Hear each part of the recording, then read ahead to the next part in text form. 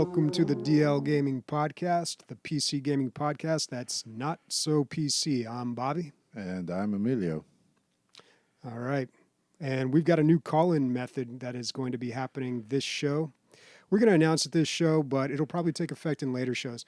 So we're not going to be doing the call-ins anymore where we play the game show anymore. Sorry, but that ran its course. What we're going to be doing now is at any time during the show, if you feel like you've got something to contribute. If you got the moxie, if you got the chops, kid. Then you can call in, and Sniper is going to be in Discord. You can go join the channel that he's in, talk to him, and he will prep you and get you ready, and then we'll get you on the line, and you can talk to us for about a minute. You know, let's not push it, guys, maybe a minute. But the idea is that if you've got, like, if we totally forget something about a game, or if you want to settle an argument, or if you got something valuable to contribute, then call in and let your voice be heard. So we're going to get a bunch of trolls. Yeah, none of this Baba Booey, Howard Stern crap. Yeah, so you basically got to get past Sniper. If he validates you, he's going to be in trouble if you get past. So yeah. So I don't know. We'll see how this works out. But I think it'll be fun just, at any point during the show, because there's a lot of, I can tell like some people in chat get pretty heated sometimes when we're discussing stuff, and they really want to weigh in on whatever we're discussing. You know what really grinds my gears? All right. We got some gifts in the chat here. Thank you, M. Pilaf, for gifting those subscriptions. Thanks. All right. How has this week in gaming been for you? It's been so-so for me. Pretty good. I got to play more than it was a 3-day weekend. So did that affect you? Are you working like? Not really. No? It's technically a 4-day weekend for us, but working from home in this kind of weird quasi work state, it didn't really affect me that much. As long as the checks keep coming in, man. Yeah. And yeah. you don't have a commute. Yeah, that is nice. And there's just not as much traffic out right now in general, which has been nice. Just got to see those silver linings. But yeah, it's been a pretty mediocre week in gaming for me. Like all right, first of all, we left off last show saying we're both going to play Kentucky Route Zero, and we're going to come back and talk to it. Because once a month we wanted to have a game that we both play so we could discuss those. Windows update coming in, first caller on the line. Yeah, that's every time we're every out, week, man. Yeah. I'm going to install Windows updates after this episode. Okay. But yeah, so we didn't play Kentucky Route Zero Because Crucible came out, and that just seemed more like, it's what the cool kids are playing this week. Well, we thought it's the hot topic. Yeah, it is the hot topic. So we just switched over to Crucible. I guess we just get right into it. Mm-hmm. We're already here.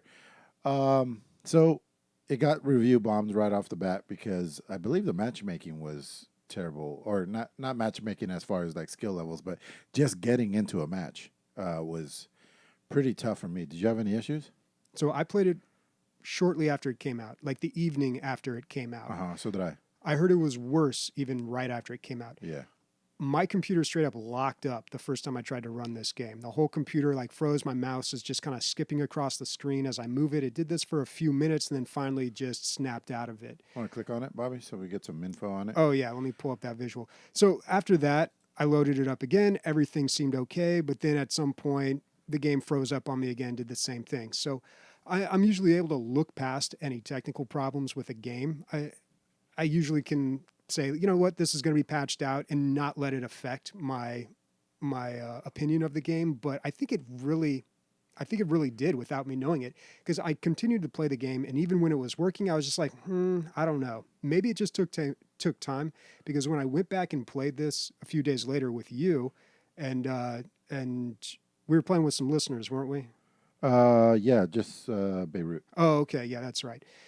So there were 3 of us in a 4-man squad, and I had a much better time. Yeah, and we also went on a tear. I feel like we had one loss with Beirut, then we won, and then we won like 3 or 4 more. Which is fun, including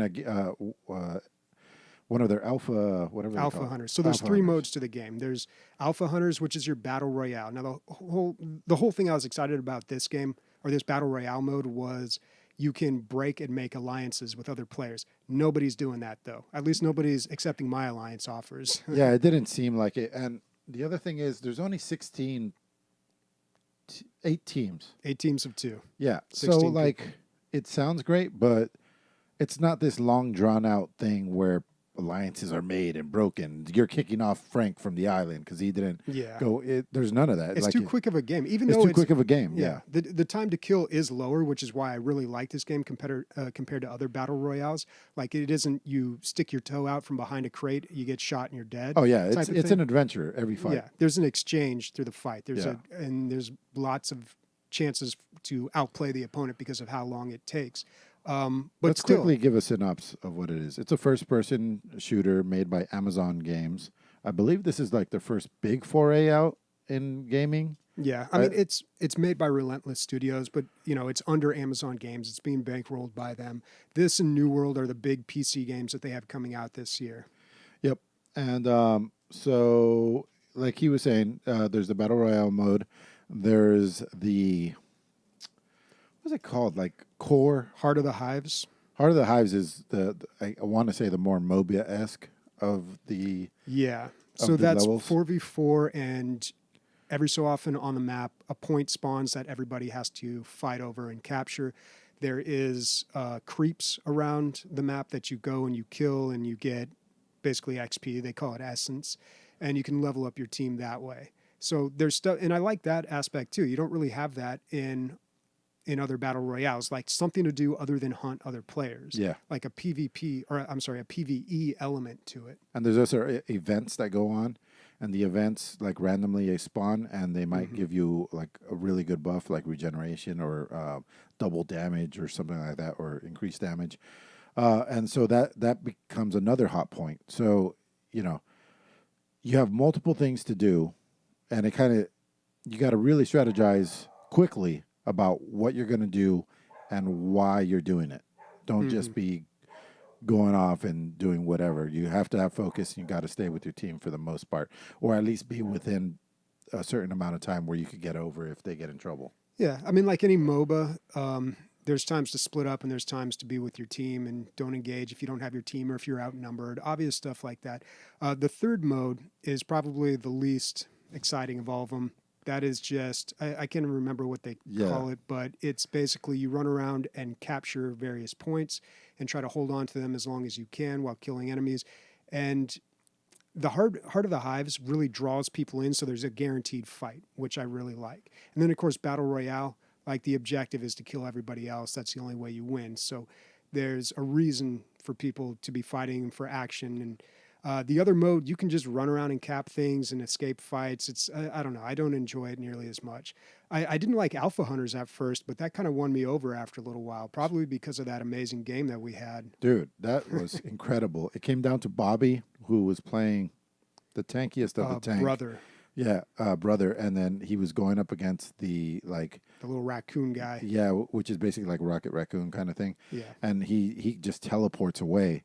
And Bobby's like super slow, but tanky. And it just went on forever. It felt like a 2-minute fight between them two. And it was fun to watch from a spectator view. But even though I made it to the end, I was like this. Yeah, I mean, you died right before that happened. Then it was the 1v1. Yeah, and you can heal up if you find cover. You can certain characters have a lot of mobility or shields. Like these are long, drawn out fights. So it was really, I really enjoyed like having that exchange in combat. Like, okay, he used that, so I'm going to use this, or like, oh, he's doing that now, so I'm just going to counter with this. Being able to do that rather than just like someone peeks out behind a corner and gets shot in the head and dies. So I really like that about this game. I don't know. I like this game. It didn't really blow me away, and it kind of feels a little thin at this point. I like the game. I don't love it. I do have to give some credit to the characters. In this world where every game is coming out with 20 characters, and obviously they have the archetypes going on. You got your sniper dude, you got your heavy weapon dude, you got Soldier 76. Yeah, you got Soldier 76. I still feel like some of them are kind of special. Like they definitely stand out. Not that they're like breaking molds and They're outside of archetypes, but within that world, they did a really good job. The characters look fantastic. They feel pretty good. I would say they're mostly balanced.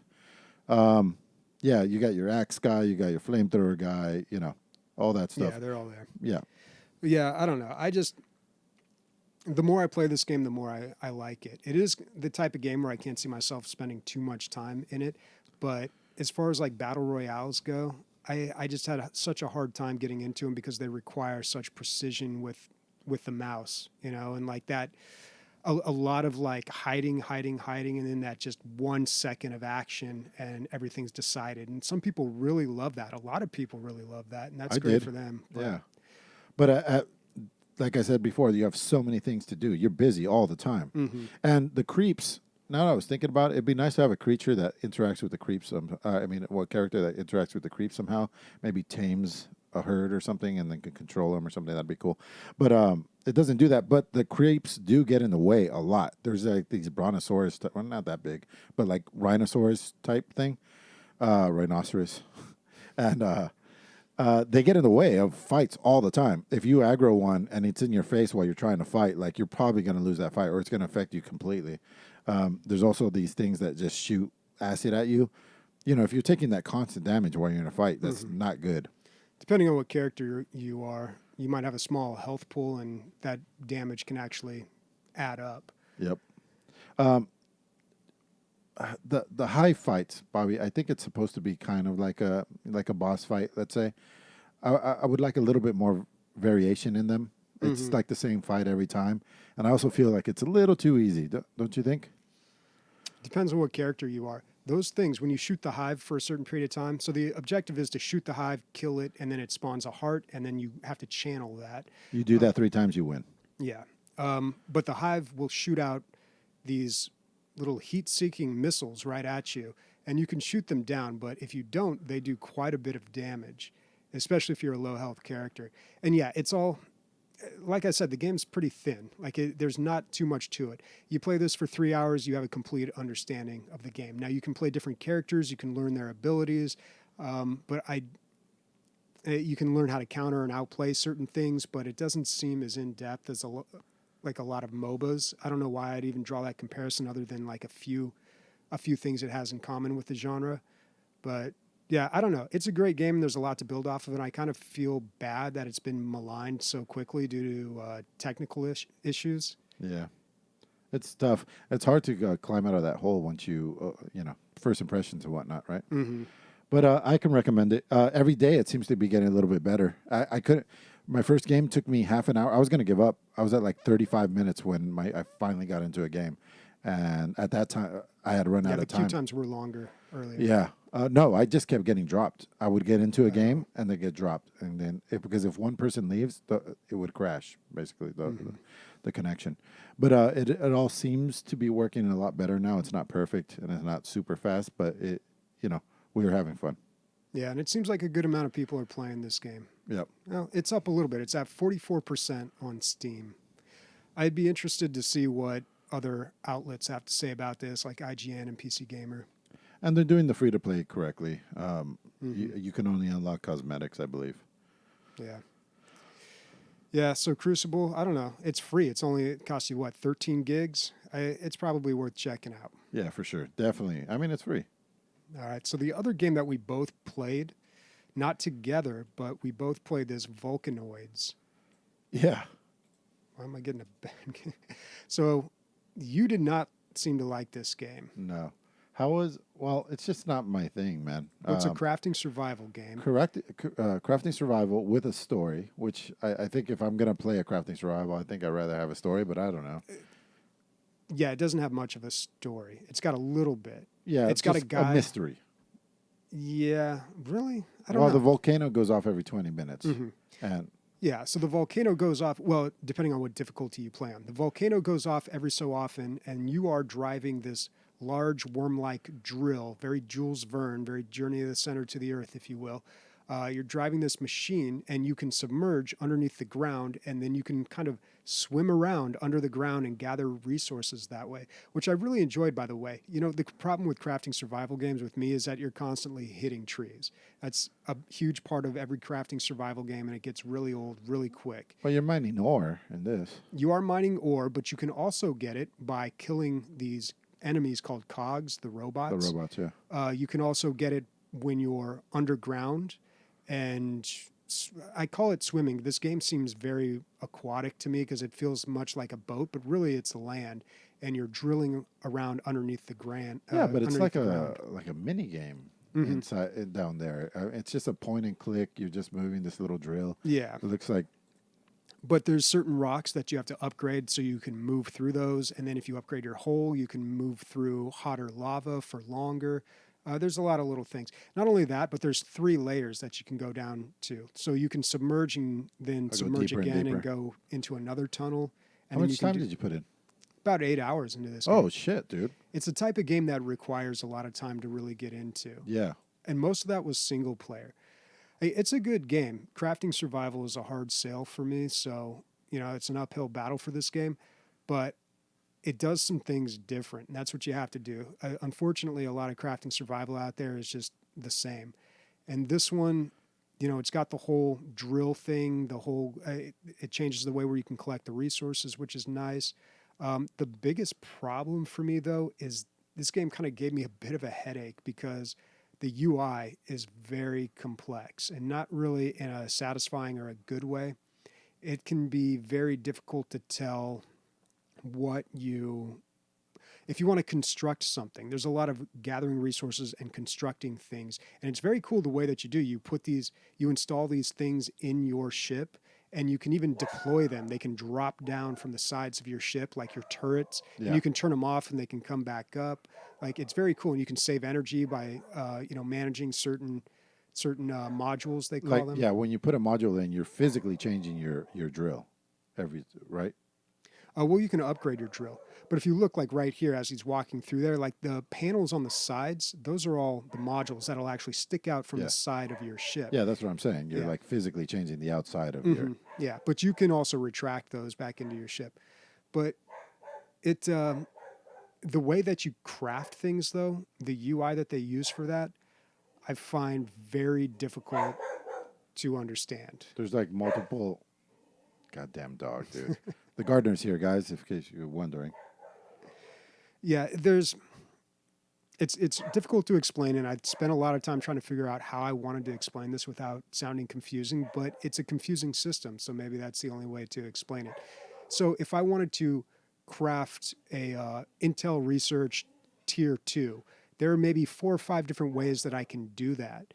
And the display that comes up, the different ways that I can do it are separate icons, and they have different colored borders on them, and I'm not quite sure what each one means. Like, there's one, you have to hover over it, then it'll tell you, okay, well, you need this resource, but then you also need this this module, like a tier 1 or a tier 2 module in research to be able to craft this. And like part of that's part of the game, to be able to figure that stuff out and to do it effectively. But I feel like visually that could be represented in a much better way. I didn't like it. And, it's just, I'm not into crafting survival so much. And yeah, I felt like it was bogged down. I couldn't do everything at one workbench. I had to go over to this workbench to do this kind of alchemy, and then I had to go over here to put things together. And then, like you said, you might have to go to another thing that you don't even own yet, so you got to go research that and then build that. It just seemed like a lot of busy work and not enough action. And then the action, when you got to it, was, the shooting is super rudimentary, fighting with the cogs and whatnot. It is, but I was thinking, God, how far have we come in the last 5 or 6 years? Because I remember combat in games like Rust or, God, whatever that other one was. But I remember it being so bad. Like, the hitboxes were way off, and there was so much latency, and so many issues with it. And now, I mean, the combat in this game, it's nothing purely fantastic. online, though. Yeah. You're going online Well, versus this game is single player. co-op as well, which just came in with a recent update. I did play a little co-op too. I jumped into other people's games, and that's where I really think this game would thrive because I went through the tutorial and they kind of lead you on with all these quests, and maybe that's why I was having a difficulty and things seemed very confusing because they explain everything in text and it's very small up in the corner, and it was like Very small, dude. I was squinting. I was yeah, like, I feel it's these old, high man. resolution monitors that we have. Yeah. You know, that's why it's so tiny. But I was doing all that, and then at a certain point, I was like, this would be so much easier if I had more people helping me with this. Like if I had someone who was going out and fending off these robots, another person going and getting some coal so I could keep things running. You have to keep the coal just constantly going in so you can keep all your machines going, and then somebody else just handling the research. And so I jumped in a few multiplayer games or a few co-op games, and it's a hard game to jump into because people have their Yeah, own you don't thing know where going they're on. at. Yeah. I mean, you can figure out kind of where they're at and you can look at their upgrades, but it's also kind of touchy too because people may be doing something very specific and they don't want you coming in and messing with their stuff. I got kicked out of one game, and I kind of went in, and it was when I was really new to the game before I had spent a lot of time in single player, and I threw one switch. Just like, oh, what's that do? Click. And I don't know You're what like it did. Baby Yoda and the Mandalorian. Yeah, Dude. pretty much. And immediately just kick. Boom. The guy kicked me right out of his game. So yeah, don't go flipping switches. So I built my drill. I fixed the drill, which is the end of the tutorial, I think. I burrowed underneath. I came out. I was gathering stuff like that. And then the volcano was going to go off again. And it was like, find somewhere to hide. I was like, I'll just hide in my drill. Mm-hmm. No, that does not work, dude. Somehow the submarine is okay to be inside of, but your drill is not okay to be inside of. Maybe if you're underground, it's okay. Yeah, if you go underground, you're Yeah. completely safe. Oh, okay. I stayed above ground, which was not the yeah, move. you'll eventually get destroyed. Oh, that and I way. kept spawning in the lava and dying and dying and dying. Yeah, it spawns you right back into the thing. Yeah. But yeah, if you go underground, you're pretty much safe. But then all your modules retract into your ship, and that's why you have the workbenches. So the workbenches you can use while you're underground, but your production hubs and like these other controls that kind of centralize your system and bring them all online, so they're all interconnected. Like for instance, you can access storage from any compartment. All that only works when you're above ground. So you can do a lot more when you're above ground, but you're a lot safer when you are submerged. Makes sense. Yeah. Less robots too, or no robots. Yeah, no robots down there when you're submerged. Now, and it's an interesting, I don't know, I want to give them credit because they do things differently in this game. Like they have the volcano that goes off every 20 minutes, and when it does, you have to submerge and stay safe, and then you come back up, and the world has changed, and things are different. Resources are in different areas, enemies are in different areas. Yeah, because everything grows back like every Mm-hmm. 20 minutes, right? Like the trees come back, the grass comes back. Yeah, and at first it's all covered with ash, which is a Yeah. really cool look, and that slowly dissipates. And yeah, and I like the idea of just drilling down into the ground. Like I haven't seen this done before. It seems like this could have easily been done on just like at sea with a ship, but I like the idea of keeping it on land. I mean, it's a cool concept, and it's still in early access, so I mean they could clean up a few things with the UI, which is what I kind of had a difficulty with. I feel like this would be outstanding in like a multiplayer or PvP type thing too. Like if you were in an open world and there were other people out there with their little drill ships and you had your drill ship, and because did you get to the point where you raided an enemy drill ship? No. Oh, so that's pretty fun. I mean, obviously you're just going against the robots, but they have spawners inside the drill ships that keep spawning these things. So you have to fight your way through a wave that keeps coming at your ship, finally get to the drill ship, blow up those spawners, and then you have to just basically dismantle the ship. Just kill all the modules, and then you can mine it for whatever. You got a bunch of shit, I would imagine. Yeah, you get a lot of stuff, and you also get a very specific kind of resource that you need, like these ship parts that you use to upgrade your ship. So the whole raiding thing was pretty fun. I enjoyed that part too. I think you're kind of talking about Last Oasis, basically. So you make your little ship.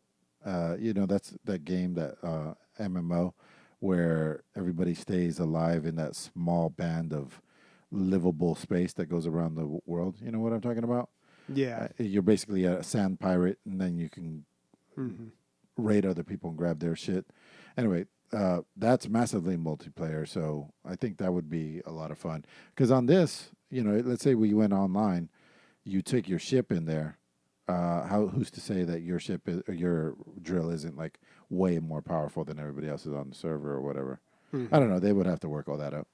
Yeah, yeah, and you can keep extending your ship as well and make it longer up to a certain point, and that allows you to, of course, install more modules. I don't know. For some reason I really like this game. It's very complicated. Like this Maybe this that's game. why. Yeah, there's a lot to. I think eventually, when you get familiar with the game and after you've played it for a while, it doesn't seem nearly as bad. But yeah, this game is on sale right now, $14.99, typically $20. I'd say that's probably a decent price point for it. Sniper was super excited to try this game. I want to play with Bobby and me, though. Is that too much to ask? Yeah, when you're out of town all week, dude, none of that shit's going to happen. I would really like to play. I'm kind of upset that my single player campaign I can't open up so other people can play with me. Yeah. That's unfortunate. I have to start a whole new playthrough, but it would probably be best for other people who haven't played to start fresh with them. I'm definitely on board for playing a co-op game. You can play with you can have 4 people in a group. Did you see how crazy that drill looked, dude? It looked like a city almost. The one it's just so big. Mm-hmm. Like you can really grow these things. Very, very big. The way they look almost reminds me of the end of Back to the Future 3 when Doc shows up in that big train that kind of flies in. Yeah. Like, except it's got a big drill on the nose. But I love the look of it. It's kind of steampunk, but it just reminds me of that train and also like Journey to the Center of the Earth. Like that idea of just digging deeper and deeper. Yeah. It's funny because I played this game and I didn't like it, and now you're kind of sallying on me on it, because you played it more than I did. So, yeah, I mean, it gives you stuff to do. What we're watching right now is a mission where you have to blow up a drill in the underground caves, and you have to destroy each leg. So it's not just it doesn't get too repetitive, because at least there's like a single player playthrough where that gives you more and more stuff to do. You go deeper, the challenges get bigger. Yeah, I don't know. I liked it. It's kind of a steep learning curve for compared to a lot of other crafting survival games. This one, it has like a manufacturing, the whole crafting part can get very complicated. All right, let's talk about something a little less complicated though. Lego Ninjago movie video game. Dude, that's the name, dude. And I think there's maybe they put that in there, movie video game, because there's a lot of cinematics and it does feel like a movie. So they gave this away for free. It was like a free for one day on Steam for no reason. It was just like, here you go. So I grabbed it, and the reason I grabbed it, we'll get into it later, but it's because Mila and I have been playing Star Wars Saga. I think that's what it's called, the complete saga. The complete saga. Yeah. But the Skywalker saga is coming out, where it's going to be all 9 films, and they're going to be remastered and redid all the way from episode 1 to episode 9 in one game. Wow. Yeah, I put it on the radar. But yeah, so I was like, why are we playing? Why are we going to keep playing? Even though she was having fun, I was like, let's play something a little more updated. So we got this for free.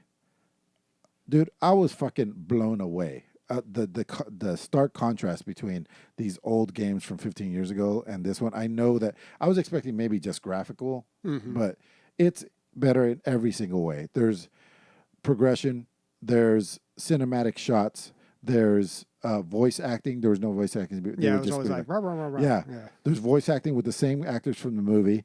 There's the cutscenes are like Lego movie quality almost, like incredibly good looking. So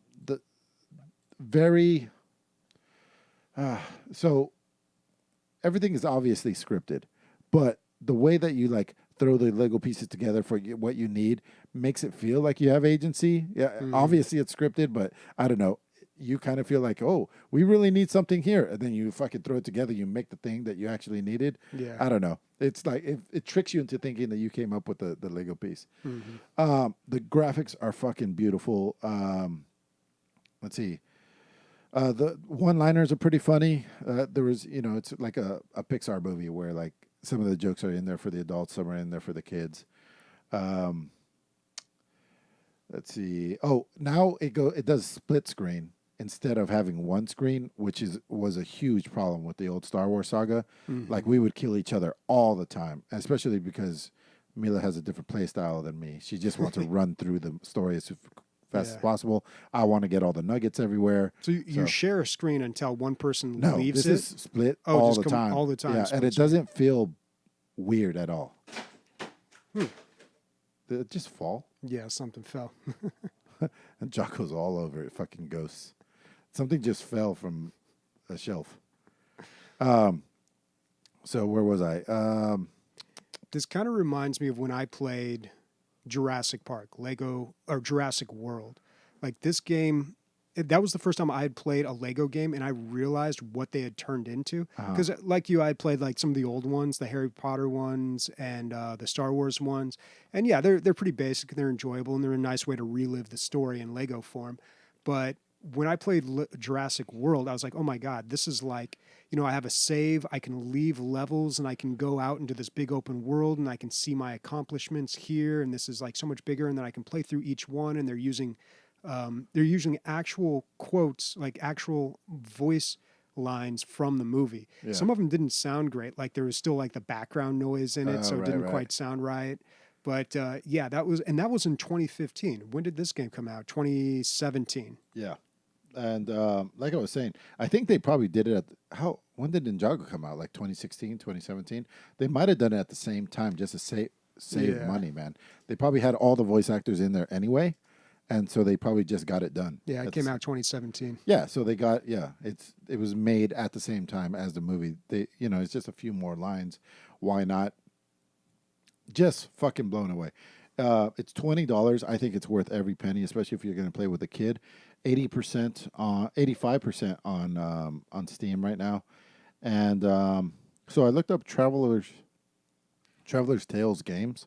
That's who makes it, and they make all of like basically what you're talking about, Bobby. It's all of the newer ones, or I guess they do them all. It's always been the same ones. Anyway, I want to get into the Marvel Heroes one because I've heard it has like 300 characters. And they all have their own little mechanic. So that sounds super fun to me. And yeah, I'm actually I almost want to play without Mila just so I could like get all the fucking secrets and play it like a completionist, Yeah. But I'll play this one how she wants to, and then I'll play the Marvel one on my own. I've always wondered about this game, Lego Worlds. It was supposed to be like an open world one, and it got pretty poor reviews when it first came out. It just doing good wasn't now. finished. Yeah, I think it might have even been in early access, but it looks good now. But yeah, it's surprising how good some of these Lego games have gotten. Yeah. Just everything that they add to it. Yep. All right. And you've been playing more Remnant from the Ashes? Yeah, man. I'm not going to bore you guys too much with going over it, but this is the first Souls-like game that I've really got into. And like I said, it's not as hard as a Souls-like, a true Souls-like, because I feel like those are down to the millisecond sometimes on your reaction times. This has, it gives you a good leeway. I'm getting better and better at like dodging things. But the things that I want to talk about on this are twofold. The levels are kind of like Deep Rock Galactic, where they're set pieces and they get put together in random assortments.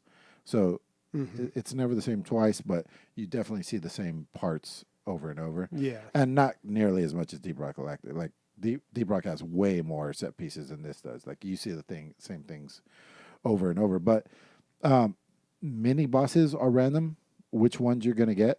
And the end boss for the realm is also a random. So it might be one of two bosses. So the reason you fight bosses, if you get a choice, is because they usually drop this unique item. You take it back to your engineer, and they make a gun or a weapon or something out of it. And so it's a random which mini bosses you're going to get and which end bosses you're going to get. So you really don't know what you're going to get. And these bad guys have multiple ways to kill them to get what you want from them. So there's a big dragon made out of like wood. If you shoot its tail off, if you focus on its tail the whole fight, it drops a thing that you can turn into a fiery sword. But if you shoot its head the whole time, then it drops a different piece that you can go turn into something else. Does it tell you this before the fight? No, you have to go and look this stuff up if you want. Okay. But if you don't, we've been getting some rare shit just kind of like it just been happening, you know? Just because it's not that hard to do. Like the tree ant that I told you we shot its legs off. Mm-hmm. I was just shooting at the legs because it seemed like that's the way to do it. And it turned out that that was a certain way to get a certain thing that got me my favorite weapon, which is a hammer.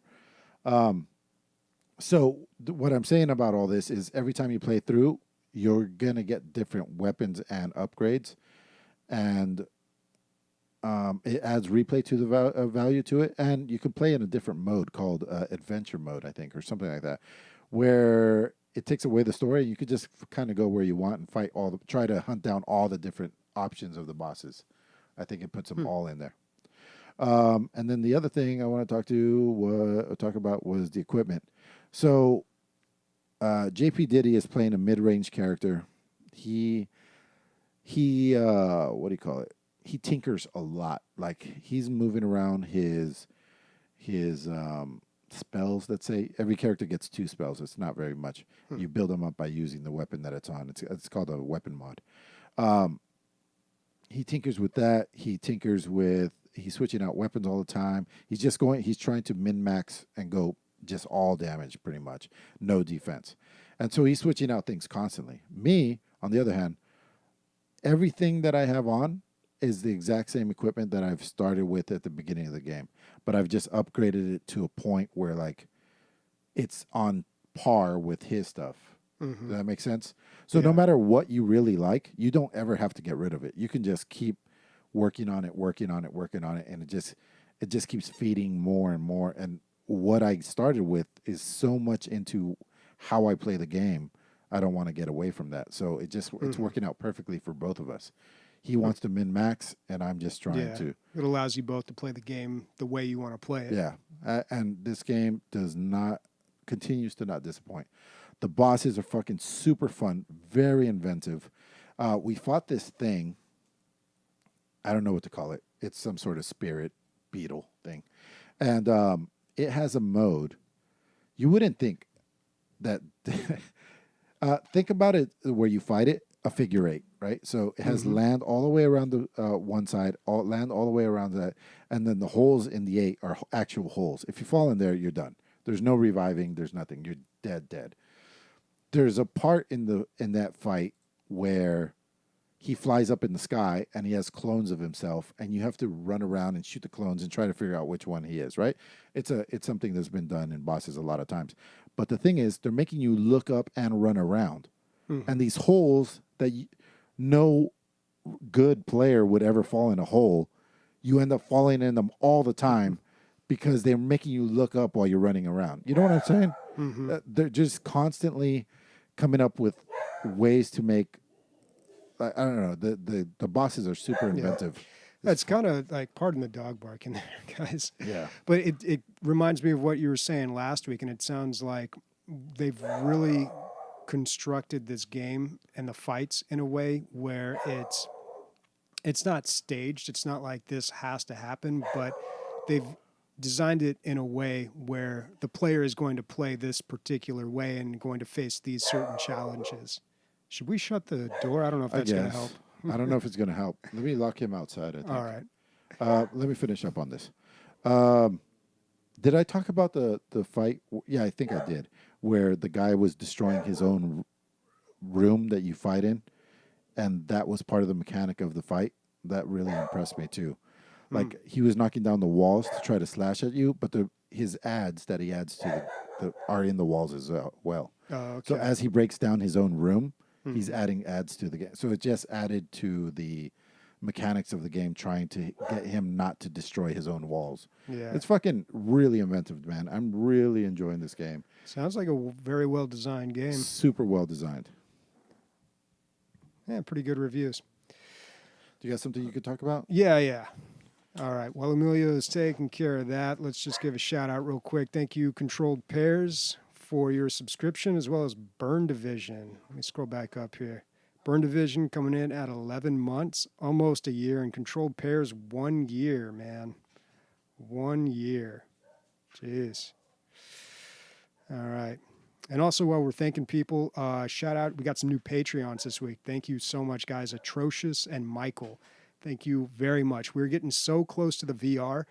And honestly, I'm glad Emilio's not here for this, but I'm actually a little excited about the VR. As we're getting close to it, I've been thinking about it, and I'm like, man, I actually do want to play some VR. All the time before this, I was just kind of like, you know what, whatever, it's cool. I've done it before. I've tried it out. I can't imagine myself playing it for any length of time, but I really, I would enjoy getting into some VR now, setting it up. Although Half-Life Alyx still kind of, whatever about, but really want to play all the way through the Rick and Morty games. Well, I think there's just one of them, but he also does another one, Office something or other. But yeah, I think I think VR is just great for puzzle games. Is that any better? Yeah, that's a lot better. So every little bit that you contribute on Patreon helps us get there. We are very close. It's like $15 away, I think. I think it's about $15. Yep. Did you thank our new guys? Yep. Oh, sweet. Okay. Last thing I'm going to talk about is Dungeons and Dragons, like the real Dungeons and Dragons. I've been on a kick. I don't know. So I've never really played. I played one time with Zap. I think he DM'd a couple of us on like D&D Beyond or whatever that. There's like really, really good online things for playing D&D that are mostly free, and you just kind of pay for the bells and whistles if you want to play. But it all started with that one podcast, the Play Podcast. That's what they're called when they play a game and you listen, basically. The one that I was talking about, fucking Adventure Zone. One of the greatest stories I've ever heard in my life, man. And it's a story that they made up while they're playing this game of D&D, which very loosely played D&D. And that's, once I finished with that, I got into probably the premier one. It's called Critical Role, where a bunch of voice actors play D&D. And, of course, they're awesome because, they do this for a living, so they can really add a lot of variety to D&D. And surprisingly, I don't play D&D, and I don't know how to do it, stuff like that. So I was like, I'm just going to fucking dive in. I'm going to see what I can do. And for some reason, Sam's been somewhat interested in D&D, even though she has no nerdiness in her whatsoever, really. And Mila's down for whatever. So I'm like, I'm just going to DM them. What's the worst that can happen? I waste a couple hours of our time. So I bought the Roll20. Yeah, Atrocious. That's the one. That's the one where you can play for free, and there's a lot of, you could just go and play, pretty much. Roll20 is a website? It's a website, yeah. Okay. So I bought the Essentials kit, and it's $15, and basically you have everything you need to play a DM plus 1 to 5 players, so up to 6 players total, through their first adventure. And not just adventure, but you could keep going up until like level 6 or 7 or 8 or something like that. I don't know. There's a lot here. I think you might be able to like level up to 10 or something and like eventually fight a dragon. But there's a bunch of quests in here and a bit general layout. It was obvious that it was my first time DMing. I didn't even know how to set the stage, and I realized that as I was setting the stage of like where we are and what you're doing. And so they didn't go the way that I wanted them to go, and so I just had whoever they talked to there, which was me, obviously. As a DM, you're every character they ever run to, plus every bad guy they ever run into. So you're wearing multiple hats. You're basically the referee. It's not you against them. It's you trying to have them have the most fun. But the book will tell you, like, if you don't know what it is, just make it up. And just try. If you're wondering about a rule, just do what seems fair and then find out the rule after the game and come back with the actual ruling. You know what I mean? Like, it's just like you're there to make them have fun. So they went somewhere I didn't expect them to go. So I had just had the first person they walked into tell them to go where, no, there's no work here. You go over there. So they went over to the guy who had the actual quest, gave him a quest, took him to a place. And, D&D says 12 and up and Mila's 8. So I thought we were going to run into some issues, but with her mom on her side, and she was actually super creative one time, dude. She came up with like this attack that was, that's what D&D is about. Like it's limited by your imagination. You can do anything, like literally anything. You could just, if you're in a bar setting, you can just go and slap the bartender and just see where that takes you, or jump on a table and start dancing and see where that takes you. Anything. Take a shit on the floor. It's up to the DMV. The DMV. It's up to the Everybody shits on the floor at the DMV, dude. It's obvious. It's because they've been waiting so long. It's up to the DM to decide what's going to happen once you take a shit on the floor. But I think we had a good time.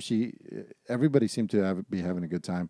We started the game a little late, and plus I was slow to look up rules and stuff. But I feel like everybody had a good time, and we'd be definitely playing it again. It's like better than playing Monopoly. That's for damn sure.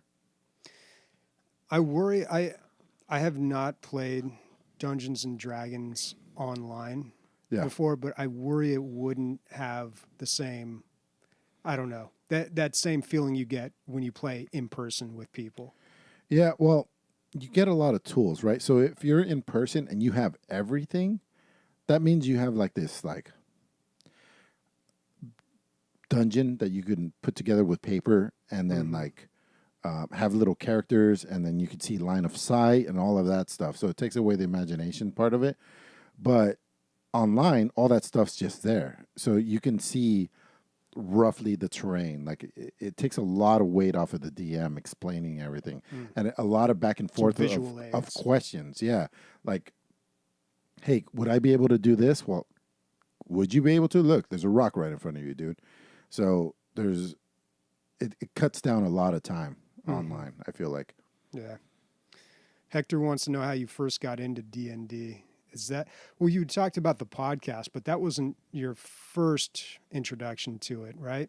Yeah, just that one time that we played with, I played online with Tagloro, not kind of a big deal. I mean, if you hang out with nerds, eventually you're going to play some D&D. That's just, it's going to happen. I'm just way into it, man.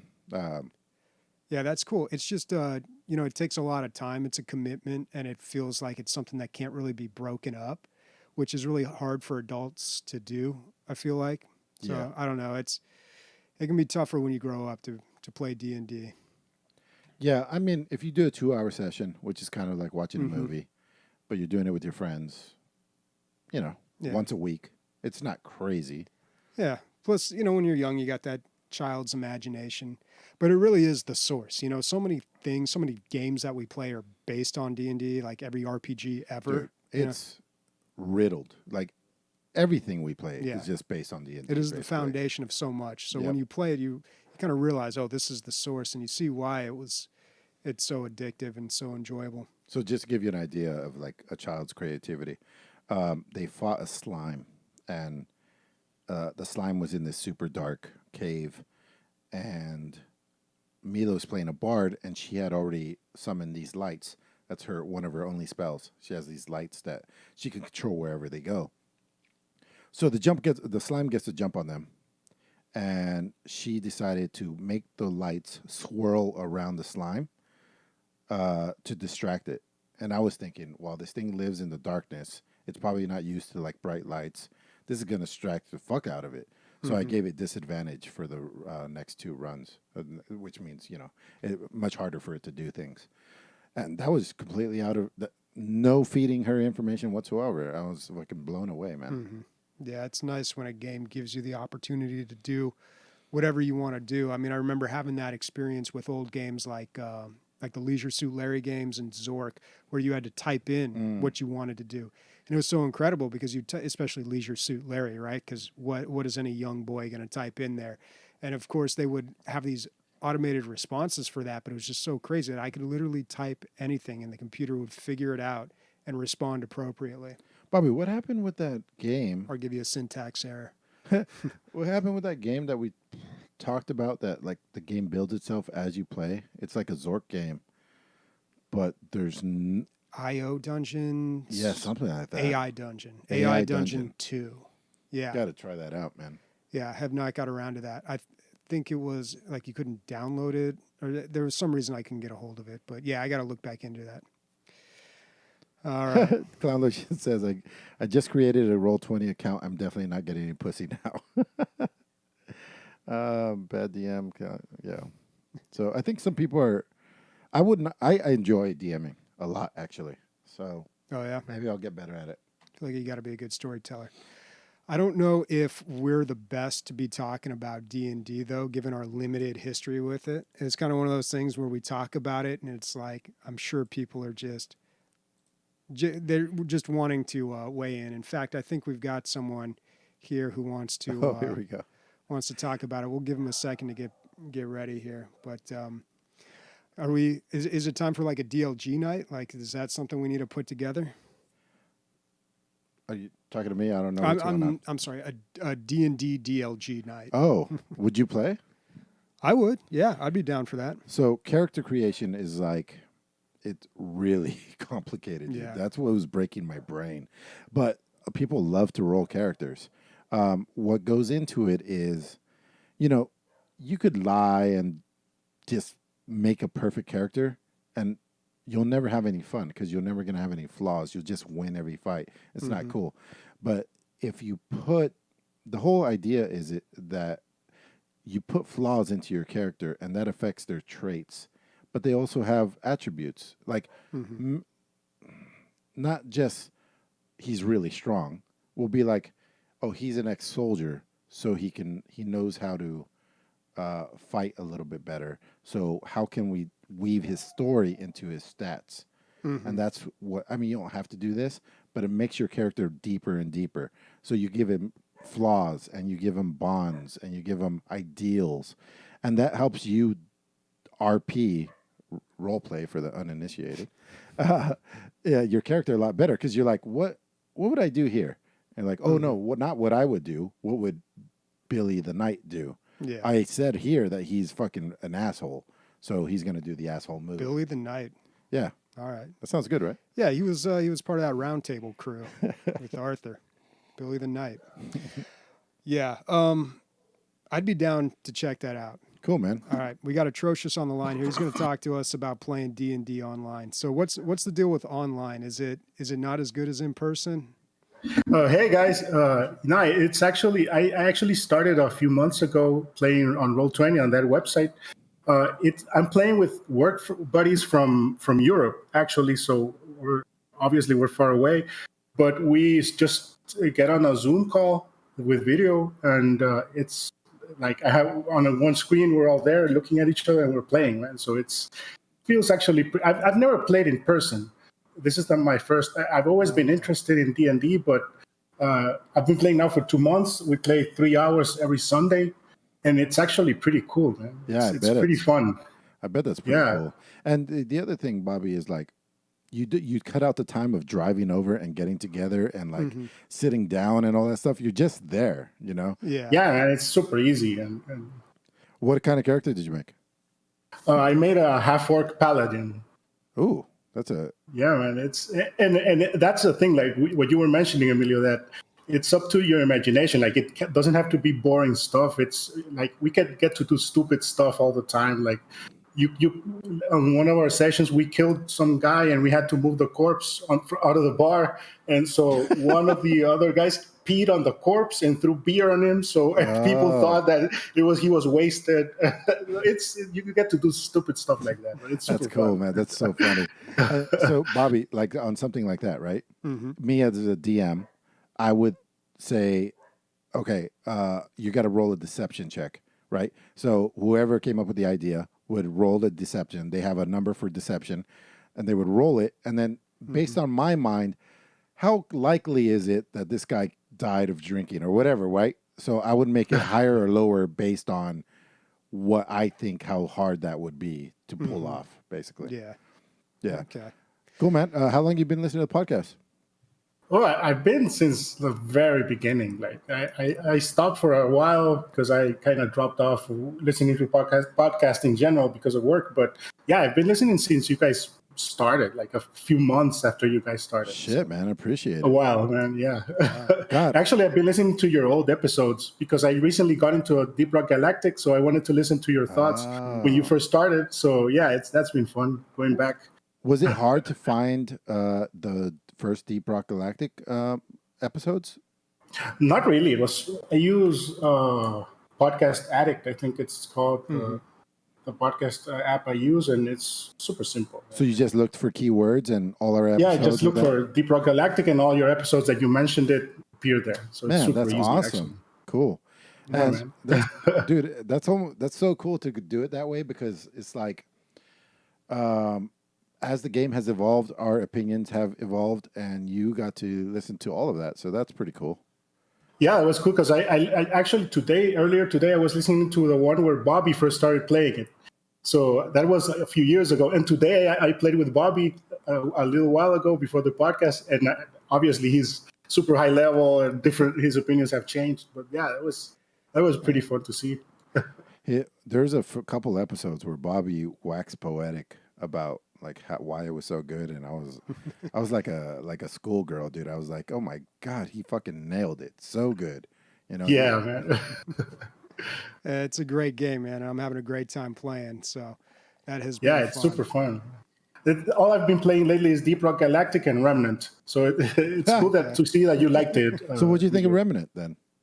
I liked it, man. I blew through the campaign co-op with a buddy in a few days, actually. And we've been playing we got the DLC. I don't know if you've read about it or you got it. The DLC is basically procedure. Well, everything's procedurally generated, like sort of, right? When you start your campaign, it creates a world. But the DLC, it's like a survival mode, kind of like a roguelike. More or less, like you start a character from level 1, you get a certain amount of cash where you can like 2,000 credits, for example, something like that. There's random weapons you can buy with that limited number of armor or items, and you get random traits when you're fighting. Random weapons drop, and it's pretty cool to see how far you get. Like that sounds I've gotten like 4 bosses in. So did you like the DLC more than the first game, or they're both their own separate things? Yeah, like I mean, the first game, it's like a campaign, like a normal campaign, like with story and stuff. But once you play through that, you get all the gear sets, you get the build you wanted to play. It's awesome to have the option to start a new character from scratch and get like kind of like Isaac, more or less, like see what weapons you get on that run. Maybe you get lucky, you get. Yeah, or you get that sounds really awesome, bad roll. dude. It's funny because I went to go buy it today. I was gonna buy it, but the only reason I didn't was I was playing at the time, and it was like maybe I'll buy it before I play again. But like I saw the reviews, it's at 55% for the DLC, and I was like, what is going on here? But I didn't have a chance to read the reviews. But just based on what you just said, dude, it's already bought. Yeah, man. I haven't seen. I think there's more content. There's another zone that has a story and stuff that apparently wasn't finished when on the original campaign, like one of the maps or whatever, one of the zones. So they like finished it for the DLC, and you get bosses and story for that part. I haven't played through that. I've just played through the survival part, but that's super fun, man. You're gonna like it. So we had a lot of trouble with the first like 3 bosses, but now the last 4 bosses, we just blew through them. Did you have the same feeling? Yeah, actually, yeah, man. The tree, the one you were mentioning, he destroyed us at first. Or I know there's this bug boss that divides in 2. I don't know if you fought it yet. Yeah, that was today or last night. Yeah, and that bug boss that was super hard at first, but now that I've played it through it a bunch, like online with my friends, and it gets easier once you get your build set up right. And but yeah, that bug boss, if you defeat just one before the other, you get a certain loot. If you defeat them both at the same time, you get a different loot. Kind of like we did that one. Like, we killed them at the same time. It was pretty cool.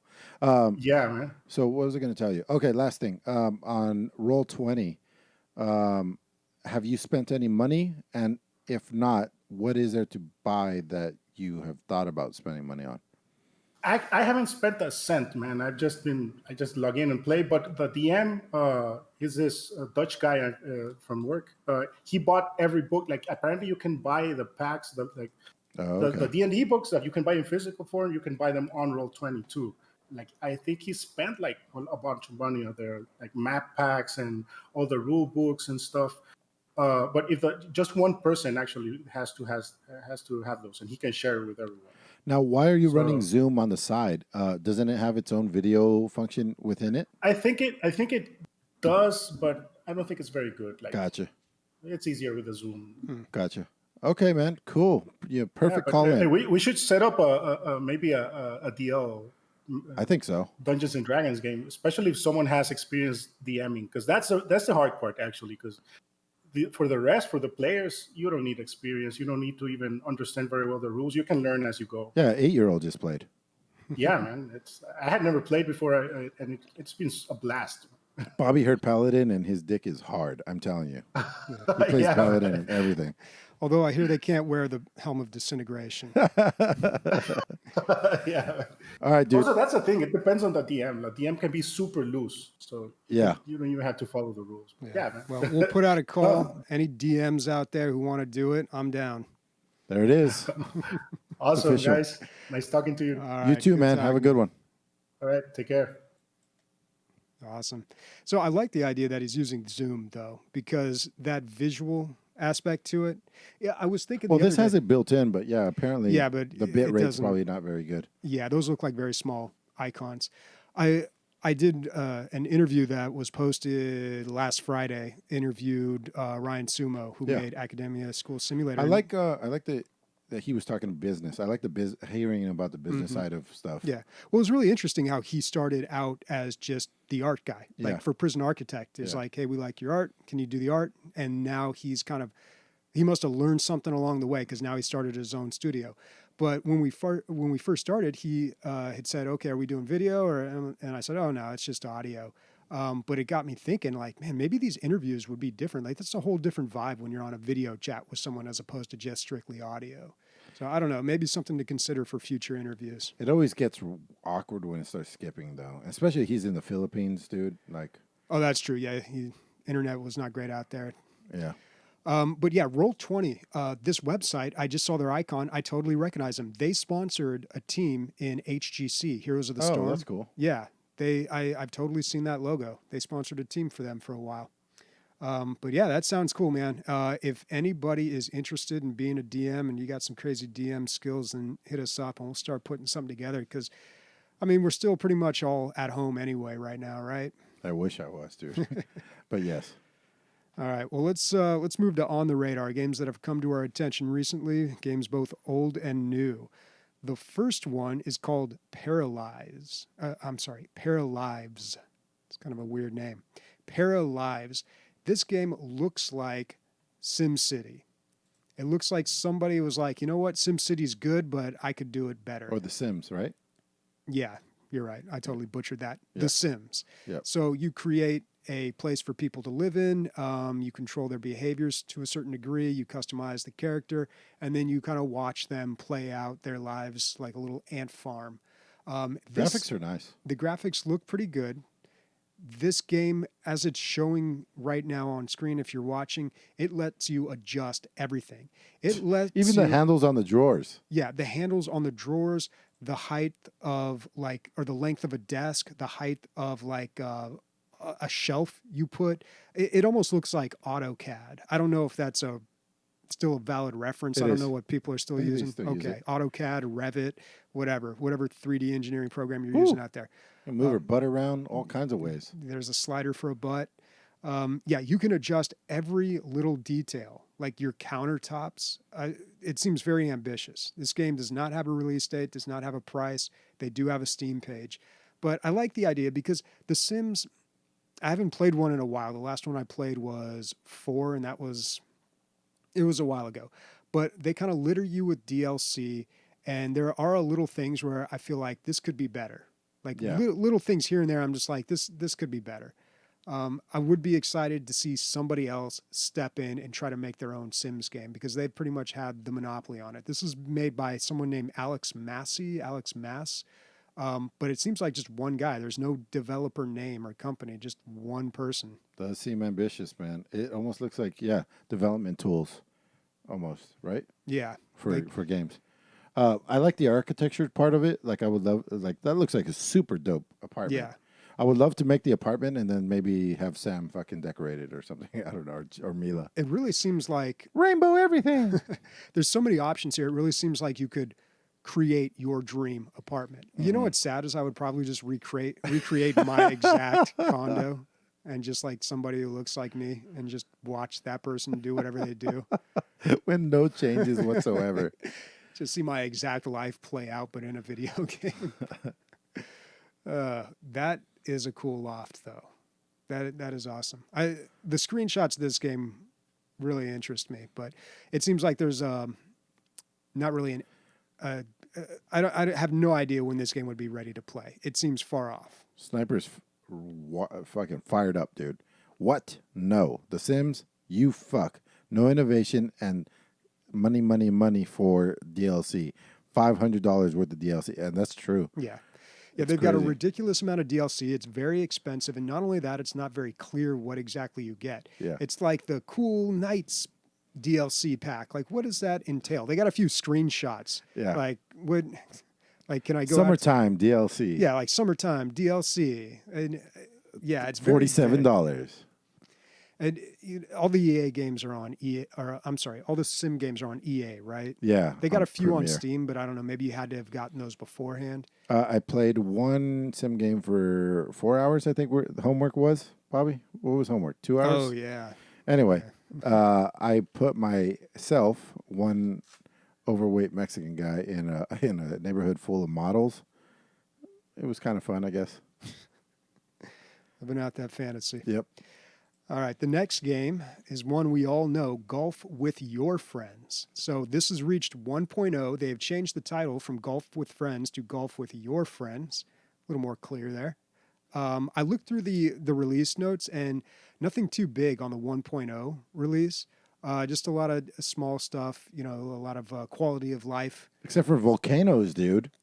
Well, there were some maps, like a whole map pack they added that is like a crossover from a game called The Escapists. Oh, with both sounds and visuals from that game, which is really cool. But yeah, the game that we play all the time is now finally 1.0. Did they raise the price, Bobby? They said they were going to freeze the price for now. They had a note about that. I read it briefly. Oh, it did go up. I remember this game being $7 a lot, and now it's $10. Yeah, it was $6.99. I think they froze it like when it first hit 1.0 for a little while, and then... But it's worth $10. Yeah, they raised it a couple bucks. Yeah. The hours of enjoyment that we have gotten out of this game, like the fellowship we have had in the DLG community over The fellowship of the ball.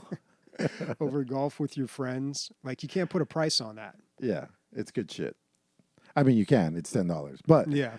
these guys did. They had the audacity to put price on friendship. Yeah. Yeah. But, yep. So quick shout out to them. Pick that game up if you don't already have it. I wonder if all those maps I just saw. So I've never seen any of those maps that were in the video. Mm-hmm. I wonder if those are built in or those are mods that they wanted to I bet feature. they come with I feel like they do. Yeah. I'm sure they come with the game. It's time to play. So we're gonna play D&D mini golf at the same time. We're gonna role play mini golfers. We're gonna get all this done this week, no problem. All right. Next up, Lego Star Wars Skywalker Saga. So we talked about it earlier. I believe they're completely revamping the entire series. So all the way from episode 1 to episode 9 is going to be done in the new style of awesomeness, hopefully. I don't know if the first, like the older games are just going to get an HD pack. I hope they're getting rebuilt from the ground up. But I guess we'll see when this comes out. But it's 2020. It should be coming out, but who knows with the COVID.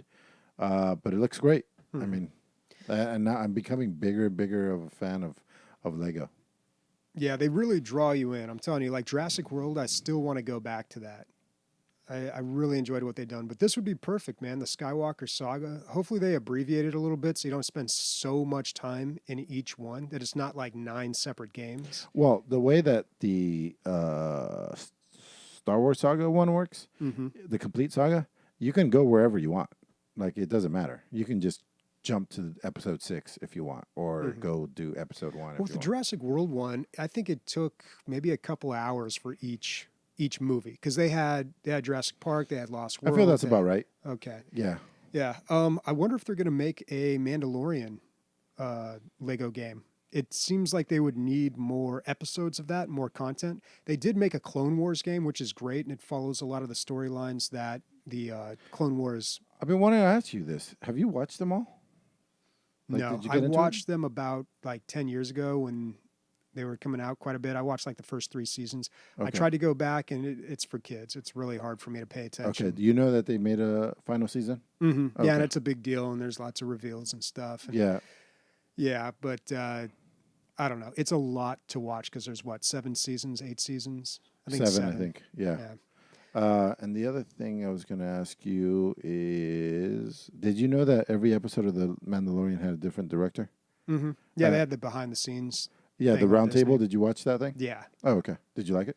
Yeah, it was pretty good. Yeah. I got to watch the other ones. I've only watched the director one. But I was surprised to see George Lucas on set. I don't know why. I'm sure he's still very involved in anything Star Wars that's being made. It's weird though. Like what? Like okay, so you sell your company, you sell the rights, you sell the IP. I know you have the right. It doesn't like if I was him, I would just walk through the studio anytime I want. It doesn't matter. But legally, like, is there something in the contract where like he has creative input, maybe, or something? I mean, I don't know legally, yes Yeah. or no, but I'm Contractually, sure, I mean. I don't know. I'm sure like his input really matters. Yeah, I'm know. sure. Like that one director, the one that came from the Clone Wars cartoon. Yeah, the animator. Yeah, Can't remember his name. when he did his first Mandalorian episode, that was his first live action thing ever, I believe. Is that right? I think so. Live action, yeah, I think it was. Yeah. So it was interesting for him. Definitely super interesting for him. But he was talking about meeting George for the first time and just fucking geeking out. Yeah. Yeah, it's pretty good behind the scenes stuff there. Okay. Next game, Gunfire Reborn. Yeah, I'm glad that Shadow Master's back because he finds these fucking gems, or it looks like a gem to me.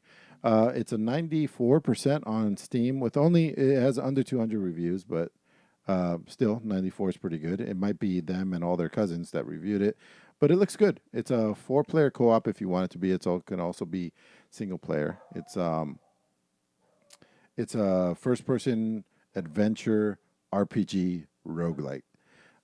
So that's a lot of stuff there. Yeah. The graphics is, cell shaded, looks like a cartoon or a comic book. Looks really cartoony, but very good as well. When I was watching it, it seemed like a Borderlands meets Binding of Isaac. Like, it's randomly generated. The levels are randomly generated. The loot is randomly generated. And just try to see how far you can get. The RPG part of it, I don't know how. I assume that the RPG is that your progression is persistent. So you'll probably hold on to whatever you spec into for future runs. Yeah, maybe there's upgrades or a currency that you can take when you eventually fail. You take that currency, you buy upgrades, and you do better your next run. Yeah. So I think it looks great. This is probably it was cheap too. It was like $10 probably. Yeah, it's not much. Let's see. Yeah, when I looked at it, it reminded me a lot of Immortal Redneck, which is that same concept, a first-person shooter. Roguelike. Yeah, roguelike. So Yeah. it is $10.43 on sale right now, typically $12. Yeah, if I remember after the show, this is pretty much bought. A 4-player co-op though. I like the co-op Yeah. idea. I don't know if I've ever seen a game quite, because Immortal Redneck, there was another one that does basically the same thing. Ziggurat, different kind of setting, does essentially the same thing, but does that first-person shooter roguelike. But the co-op aspect, that's really cool. And as we're watching this stream right here, it looks like there's a revive mechanic. So if somebody does die, as long as everybody doesn't die, then one person's alive to revive them. then you're okay. Oh, we're watching a live stream right now, which is great that they do it this way because you really get a feel for the game as opposed to what the developers wanted you to see. There's a little shop. You take the coins you picked up, you go over to the shop. Yeah, it's a lot of roguelike here. I'm super digging this. Gunfire Reborn. Yep. Yeah, looks good. All DL right. Gaming Bump, guys. Pick it up. I'm sure we'll play it together. Last game that we're going to talk about is Huntdown. So this looks, is it from, can you click on, I didn't look it up, developer. Is it Easy Trigger Games? Is that the same people that did Broforce?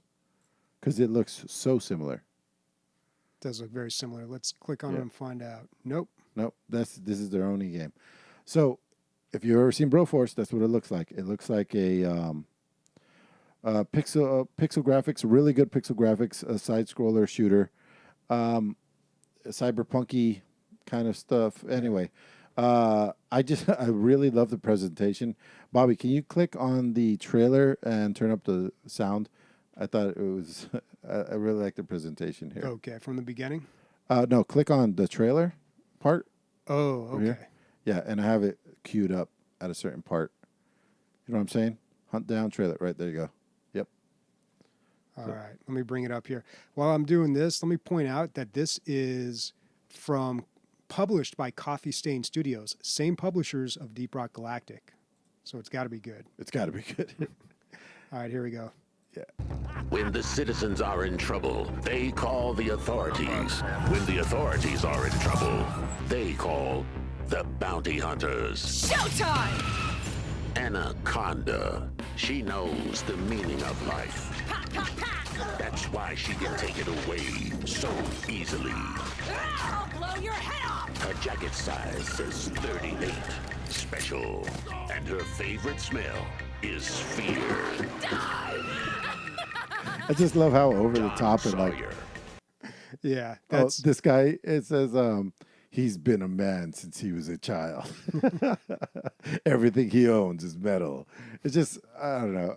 I love the production values on this. yeah, they nailed the tone. Yeah, for sure. Whether or not the game is fun, I can't tell you.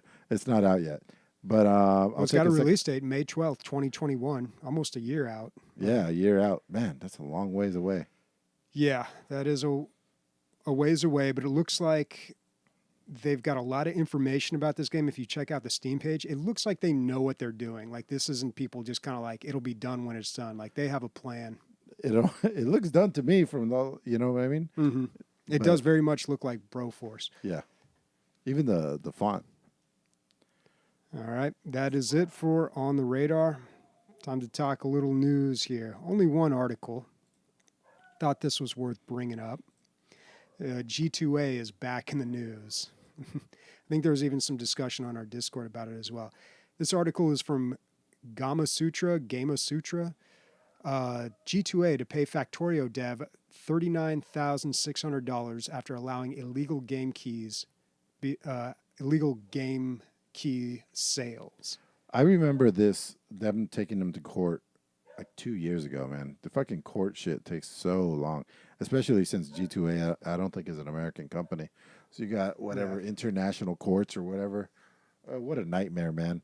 I feel like they spent way more than $40,000 on fucking lawyers. Don't you think? Yeah, who knows? But it's probably the principle of the thing. Yeah. So there's a history to this. G2A has long been this website that has been. Gray market. It's a gray market. Dark gray market. You can buy keys on it. A lot of developers have said like those are stolen keys, and G2A has kind of snidely rebuked those claims. But they put out kind of this smug ultimatum, I guess, where they said, okay, if you can prove that these games are stolen, then we'll pay you whatever was stolen. Like we'll cover the cost. This happened about a year ago. So I think it's Woob Software is the Factorio developer. They were able to do that without, beyond a shadow of a doubt. They were able to prove that, yes, in fact, you are selling stolen keys of our game. And the bill is about $40,000. Damn. So They did an AMA on Reddit like 2 years ago, and that G2A, that kind of like made me think that they were at least they were trying to be on the up and up. It seemed like it's kind of like this thing where, like back in the day when Napster was coming out, it's like, hey, we're not stealing the shit.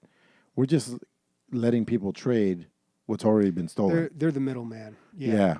And they've also said like if we weren't doing it, someone else would be doing it. You know, a lot of the typical excuses. Now, I've actually used G2A a lot in the past, both for selling and buying games. I don't anymore because it's just not great for the industry, and also because it's not really worth the time. Like, it's a real roundabout way that you have to go about selling games. I used to buy a lot of bundles. I'd have extra keys and I would just sell the extra ones on there. And it's a lot of work for very little money. So it just wasn't worth it. And also buying games on it. I bought, Grand Theft Auto 5 on G2A. I had it for about a month, played it, had a good time, was kind of over it. One day I got a notification from Steam saying, guess what? This game is going to be revoked because it was purchased illegally or something like that.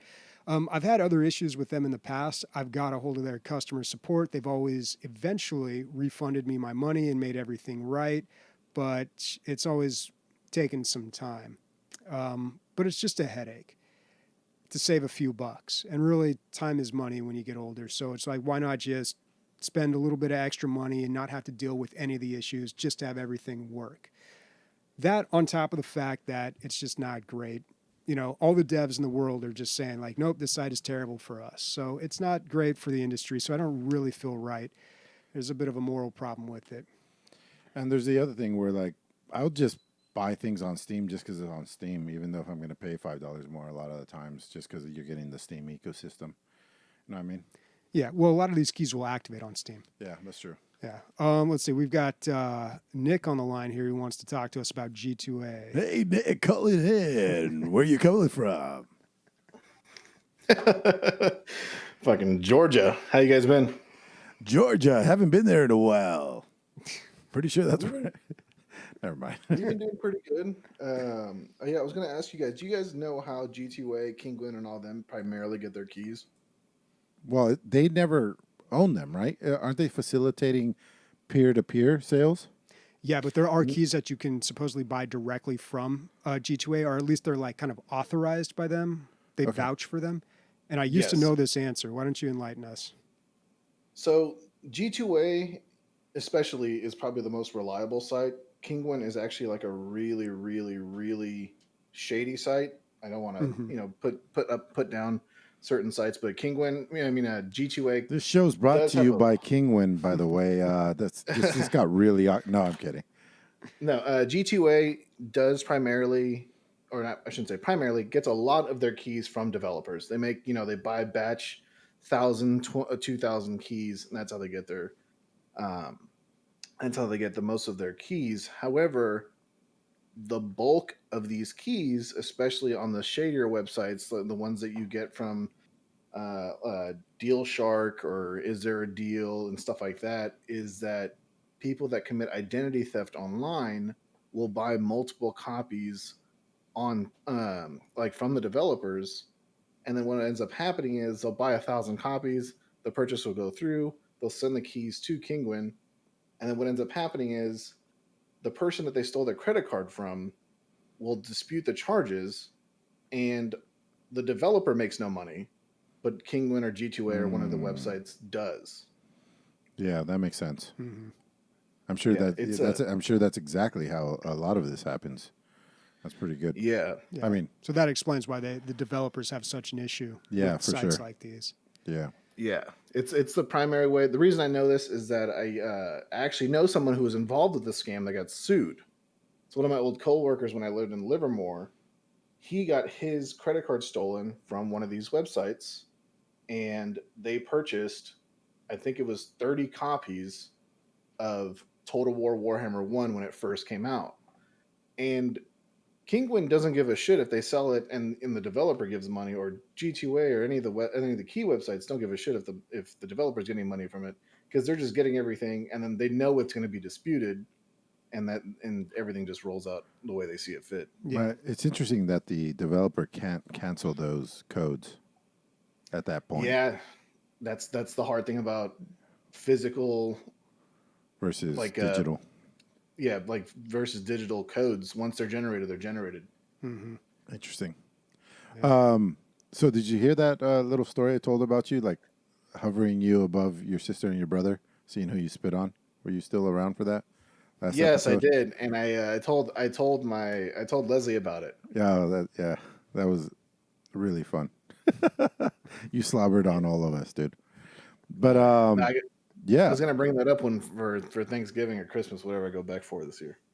So Nick, you were a big console player all throughout your life, and then what made you make the jump, other than adoring your uncle and wanting to do everything that he does? What it was is that I established a role as Dick Nick for the podcast ages ago. Yeah. Back in early, no, I'm just kidding. No, what it was is that a lot of my friends were playing WoW. I wanted to play WoW, and so I started playing more and more games. Things were cheaper. We started playing games. I think the ultimate like jump into the gaming PC world where I like spent $3,000 on a computer and everything, believe it or not, is PUBG. Yeah. No, a lot of people, dude. That was huge, for sure. I had a decent computer. It was like a gaming laptop that I got for a killer deal. But once PUBG came out, I was like, you know what, I'm gonna do it all, and I built the computer, and I've just been playing that primarily. I still play all the exclusives. You know, when The Last of Us comes out, I'm gonna play that. Yeah, of course, and like God of War and. Yeah. I have a God of War tattoo, for Christ's sake, because that's the first game that me and Leslie played all the way through. You have a lot of gaming tattoos. What are the other ones? I got an Akuma and M. Bison tattoo. I have a Game of Thrones tattoo. I have a... Ooh, was that before Season 8? No, it's actually the end of Season 8. What is it? What is it? It's a hound tattoo. It's the hound's helmet from the beginning of the show where he wears it, and it's like that weird looking helmet that looks like a dog's head, and it's on top of his Dragonstone axe. So it's kind of like a start to end kind of thing. Oh, cool. He's my favorite character. Yeah, he was a very cool character. I have a Magic the Gathering tattoo and a Solid Snake tattoo. Good thing you're a big boy. You got a lot of room, dude. Oh, it's the best. Oh my God. I'm a giant getting canvas. one in 4 weeks. What? I'm getting another one. I'm getting a Master Roshi tattoo from Dragon Ball Z. You're crazy. All right, Dude, you want to talk about D&D? What do you got? If you guys want to have a DM and you guys want to play online and you guys can stream it, I have over over like 150 hours DMing online. I've never heard about this. I think you're lying straight to our faces. No, I use D&D Beyond and I use Roll20. I create the maps myself. There's a website that you can use to create maps, big and small.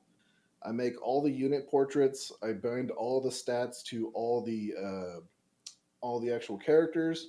So what's cool is when you come back and you play, all your stats, your health, everything, your level is tied to your little token that you're given. Oh, okay. It's pretty cool. Well, that sounds pretty fucking cool. Yeah. We'll talk about it after the podcast. Sounds good. All right, man. Yep. Thanks for saying that you'll do it. Especially since you're so fucking bored right now, right? Oh, dude, out of my mind. I'm painting Warhammer figures. I have to occupy my time with Painting figurines. Yeah. Hey, they came out pretty good from what I saw. Oh, yeah. No, I got a tank coming in tomorrow. I got to fucking paint. I couldn't care less. All right, talk to you later, man. All right, thanks, All Nick. right. See you, Bobby. See you, Emilio. Have a good night. Bye. All right, sounds like this DLG D&D night's coming together. Real quick. All right, that's it for news, guys. We're going to move to the segment where I try Mexican candy in quotes. Don't read the Lucas. I've been trying to give you this for 2 weeks. Sam keeps shoving other stuff in your face. I don't even know. I've never had one of these, so I can't talk to She you about gave me it. this before the show. The one I'm going to try here is called Mazapan Gigante. Gigante. Yeah. All right. That's a giant marzipan, is what that means. Cubierto de chocolate. Yeah, there you go. Nailed it. Covered in chocolate, Pretty man. much nailed it. Yeah. So this is, I don't think I've had, I know what it is, but I don't think I've ever had marzipan before. Yeah, marzipan is like Marzipan is pronounced marzipan? in English. Oh, okay. Yeah. Oh, okay. Yeah. Yeah, So this is, oh shit, I just spilled it all over the place. Like This a is chocolate, like a sugary bread, I think. which I'm not like a huge fan of, but We'll see what he says. I've never had one of these, so I can't add too much to the thing. I want to. Oh man, you're making a huge mess. So first of all, crumbles not everywhere. yeah, not good for when you're in bed. Don't eat these in bed. No, It's this really is, crumbly. I didn't see that it coming. crumbled all over the place, dude. Yeah. Well, things in Mexico are built really shoddily, dude. It's like Adobe, dude. This is what they built their house out of for several years. Wow, dude. Jesus Christ. Yeah, this is why they all died in those earthquakes, man. Well, holy, wow. You just took a bite of a cereal and then you put down an entire culture's building materials, man. This is pretty good, aside from just crumbling all over the place. It reminds me very much of a type of cookie. This tastes exactly like a type of cookie, like a Butterfinger. It tastes like I a love Butterfinger. Butterfinger. Yeah, it's not as crunchy as that. It's more like a little crumbly, but it tastes just like a Butterfinger, Ooh. So which is pretty good. out Yeah. of 10, out of 10, what do you give it? That's good. I mean, I'm not crazy about chocolate, but if you like chocolate, you would absolutely love this. This is All right. really good. Cool. I'm glad you like it. Now, I needed a napkin. look, it says this segment really brings the racism out of Bobby. Bobby, let me give you the one that I wanted to give you. We're going to do 2 a week. Oh God, the salsa Getty. You're gonna run out of it though. Dude, I have so much. Here you go. That fork is clean. I need a. Oh, I don't trust that for a second. Now you go over the entire. I want what it looks like, the whole thing. Okay, very crinkly wrapper, which you can probably hear. It's called Lucas Salsa Getty, and it's got a duck who appears to be surfing. Or he's posing like he's surfing, but I can't see past his waist. Right. So He probably doesn't have pants on, I'm guessing. he's got a very interesting posture, and he's wearing sunglasses, and he looks very excited to see me. You can go ahead and open it up Tamarindo, now. pineapple. Okay, pineapple. All right, I'm down with that. So salsa Getty, I'm guessing this is going to be like a combination of salsa and spaghetti. Yeah, that's pretty much what it is. So you're going to get something that looks like spaghetti, and the salsa comes in a little packet. So I want you to go ahead and... what I really hate about this is the little packets underneath the salsa. Or Oh, the you have to spaghetti. put the salsa on the Yeah, spaghetti? man. Dude, I don't cook. It's a whole thing. This is a whole thing, dude. Oh, my God. For sure. Use your teeth. It's okay. I got it. I got a tear in it. So there's a little like ketchup packet in there. And you pour this sauce over the spaghetti, and you end up with something that looks kind of like spaghetti, right? It looks exactly like spaghetti, but Yeah. I'm pouring salsa on it. I don't understand. Like, do they call this candy? Would you go Yes, to the this is store? candy. They These would are call this candy. dulces. Yes, candy. Oh man, that smells a little weird, dude. I don't know about this. Let me move the mic away. All right. So, do you guys like this segment? Should we keep going with it? I mean, everybody loves a little bit of racism, right? Oh, Bobby's doing the fork twirl, making sure he gets all the noodles on his fork. This is stiff spaghetti. And we threw it against the wall. It was the right level. Whatever. He looks so confused. So yeah, about half of it in his mouth right now. Oh, that's wild. Oh, it's wild. It's got moxie. This is wild. The salsa is very sweet. I can taste the pineapple in it. All right. And the spaghetti tastes like it should be a Twizzler, but it's not a Twizzler. It just Okay. tastes like It's like a yellow- it's very thick and it has like a chew to it, Okay. but it doesn't have any taste to it.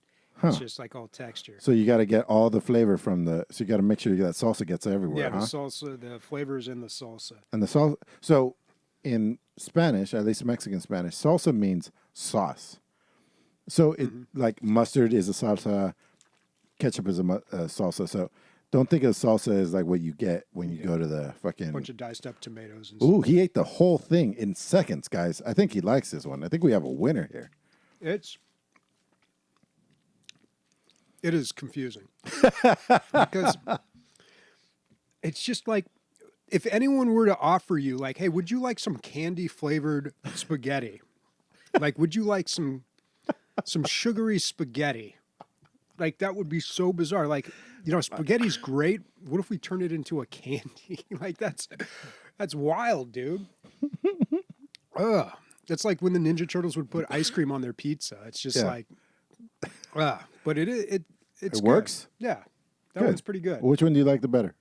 Well, I mean, I'm not a huge fan of chocolate, but I think that's the better one. I think more Okay. people would like that. Good. The salsa-getti, yeah, I did enjoy that. I didn't like having the whole preparing thing Right. like that.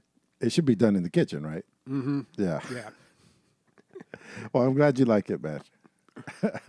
that one.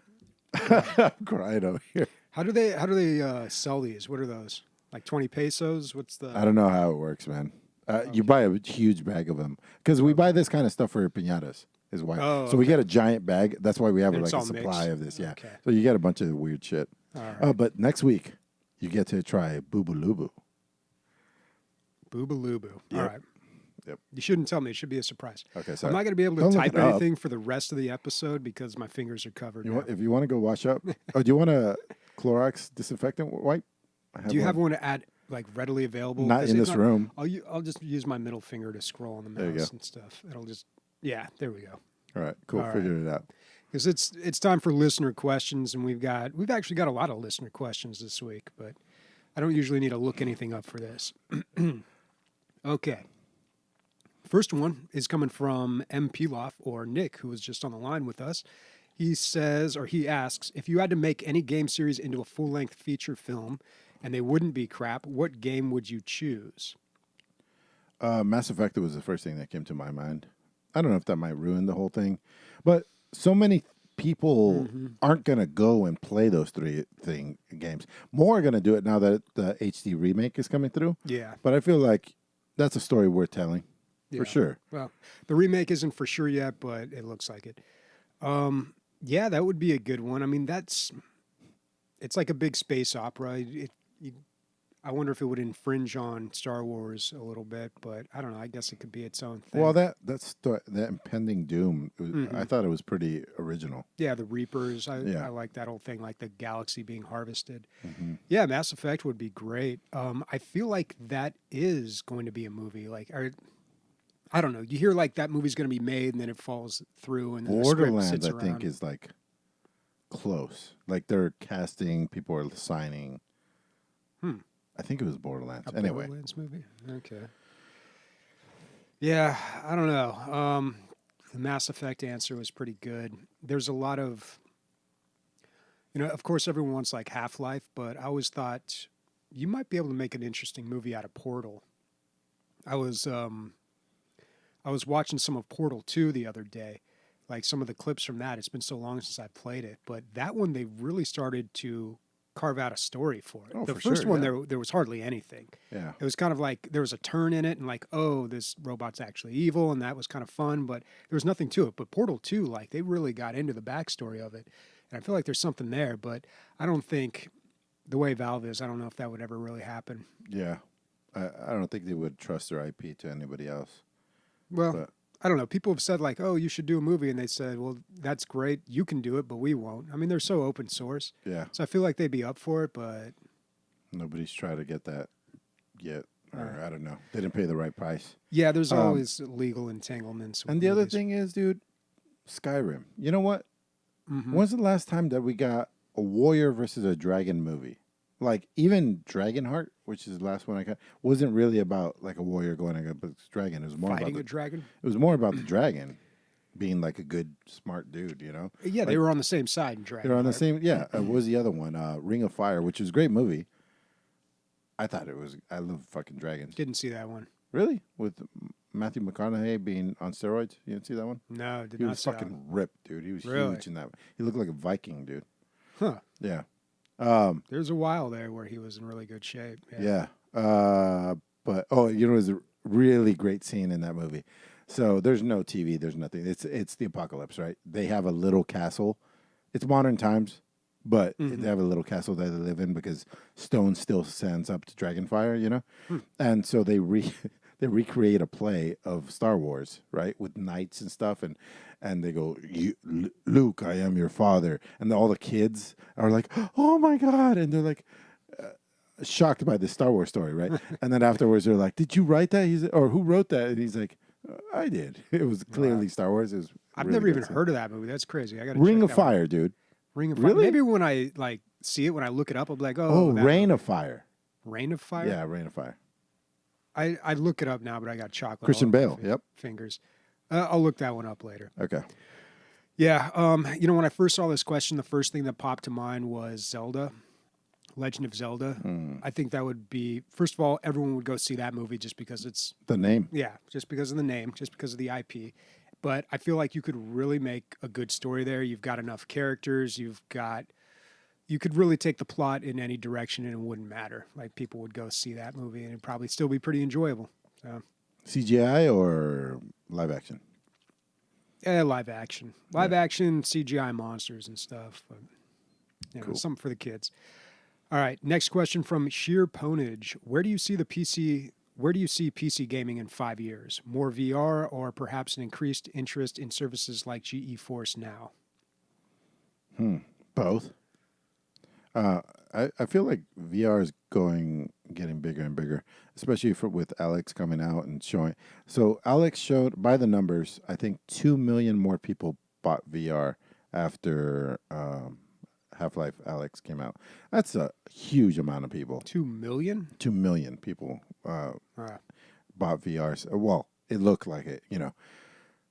Half-Life Alex came out, and then that many more people started playing VR afterwards. Who knows how many were because of that game. But HTC now is working with Microsoft and Valve to work on a next-gen VR. So the Reverb or Reverb G2 or whatever they're calling it. Apparently there's some sort of teaser video. I couldn't find it, but May 28th, there's supposed to be an announcement, I think. So that's the thing. So if they're going to keep making them, people are going to keep buying them. And I think they need to be more affordable and a little more user-friendly, too, to really penetrate, to really have that mainstream appeal. But I don't know. I see PC gaming heading more, I think eventually it's going to shift towards more online service like stuff, like GeForce Now, like subscription models, like just, pay-as-you-go service style things. I just think there's a generation of kids that are probably got into gaming, PC gaming because of Fortnite, that are growing up and are not concerned with their Steam account or their, or having games on a hard drive, or they don't care about, like the legal entails of owning versus buying online. They just want to play a game and like convenience is the number one factor. And looking cool while you're playing that game. So I don't know. I think that's like many years out, but I think eventually we're going to get to that point. Maybe not in 5 years, but I think we'll see. We'll see where it goes with this internet stuff. Really, we got to make sure everybody's on the same internet and speeds and stuff like that. So we'll see what happens with that too, because you can't have competitive online with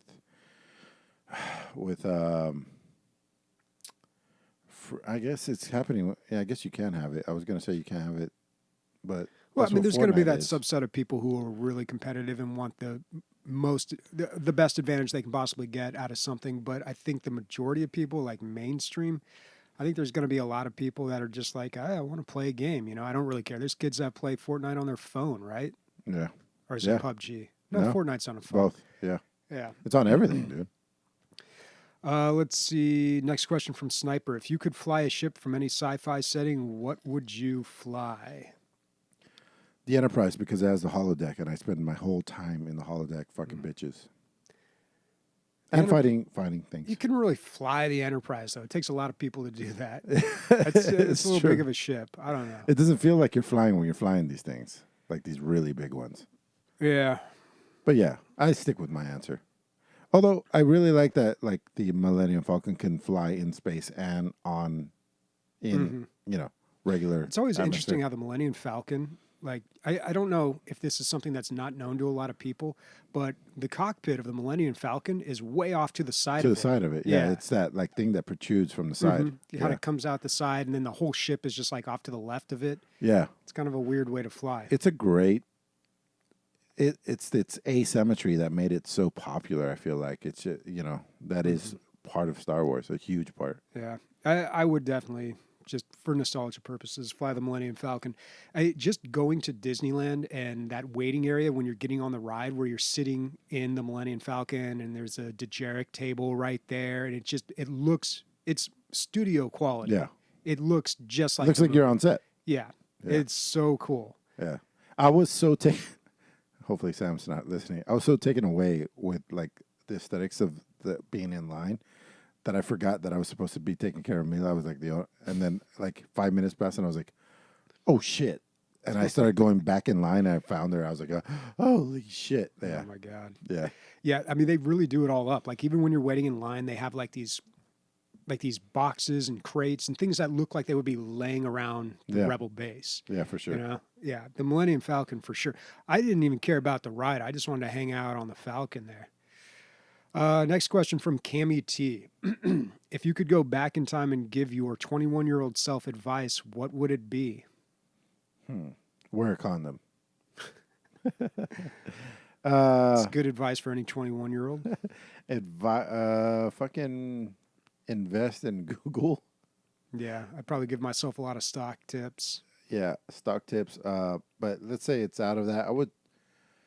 I don't know. Jeez. Maybe get into streaming and stuff earlier. Like get on Twitch early on.